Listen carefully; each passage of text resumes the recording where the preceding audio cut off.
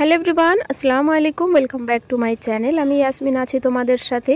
নতুন বাড়িতে এসেছি, আসার পর একটু একটু করে নতুন জিনিস অ্যাড হচ্ছে আমার সংসারে, আমার পরিবারের সঙ্গে যুক্ত হচ্ছে। এখানে দেখো চালের ড্রাম কিনেছি একটা স্টিলের, আর এটা নিয়েছে 900 টাকা দাম নিয়েছে এটা।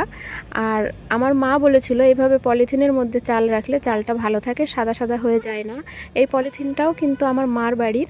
তো এর ভিতরে এক বস্তা চাল আমি ঢেলে রাখলাম। এটা হচ্ছে 26 কিলোর বস্তা, আর হচ্ছে এখানে আলটিমেট বলা যেতে পারে 30 কিলো চাল ধরবে। তো বেশ ভালোই আমাদের জন্য। তো এবারে আমি 2 প্যাকেট চাল কিনে রেখেছি, যাতে করে চালের জন্য আমার আর কোনো প্রবলেম ফেস না করতে হয়। তারপরে চলো উপরে চলে এসেছি, ছাদের উপরে। আজকে কিছু ছাদ বাগান থেকে সবজি হারভেস্ট করব।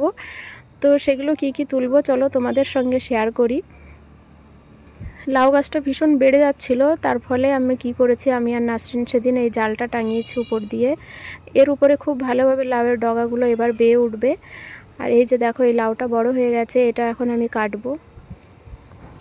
আর জানো তো, ছাদের উপরে এই যে লাউগুলো, এর কিন্তু টেস্টই একটা আলাদা, কারণ কোনো কীটনাশক সার কিন্তু আমি ব্যবহার করিনি। এবারে চলো কলমি শাকগুলো কেটে নিই। অনেক সুন্দর হয়েছে এই শাকগুলো। আর এগুলো কিন্তু আমি বেশ কয়েকবার আগে এগুলো হারভেস্ট করেছি। আজকে আবার এই শাকগুলো বড় হয়ে গেছে। আর এখানে আমি দিয়েছি খোল ভিজানো পানি, মানে সরিষার খোল ভিজানো পানিটা, তার ফলে কিন্তু এত সুন্দর হয়েছে গাছগুলো। আর আমার গত একটা রিলস আমি পোস্ট করেছি গতকালকে সম্ভবত, সেখানে একজন কমেন্ট করেছে আমাকে যে শাককে শাক বলছো কেন? শাক তো মানে শাক হবে, শাকের হবে, শাক কেন বলছো, গ কেন বলছো? ক আর গ কি এক হলো? দেখো কমেন্ট এখানে তোমরা দেখতে পাবে। অ্যাকচুয়ালি ব্যাপার হয়েছে কি, বাংলাতে শাক বলে আর হিন্দিতে তো শাক বলে। তো আমার একটু মানে হিন্দি ভাবটা চলে আসে আর কি, সেই জন্য এমনটা হয়ে গেছে। একটা কুমড়ো ফুলও হয়েছে।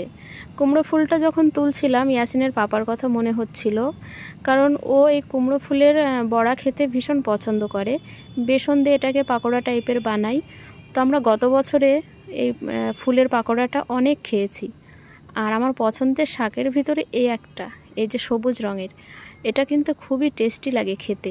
এরও অনেকগুলো বীজ আমি ছড়িয়েছি ক্যারেটের মধ্যে। তো সেগুলো যখন চারা বার হবে, সেগুলো হারভেস্টিং তোমাদেরকে দেখাবো, সেই ভিডিওটা অবশ্যই। তো আজকে আমার ছাদ বাগানের হারভেস্টিং এইগুলো ছিল। কেমন হয়েছে অবশ্যই জানাবে। আর তোমরা কারা আমার মতো ছাদ বাগান করতে ভালোবাসো বা পছন্দ করো, অবশ্যই আমাকে কিন্তু জানাবে। আর তোমরা প্লিজ সাজেস্ট করো আমি আর কি কি সবজি লাগাবো ছাদে।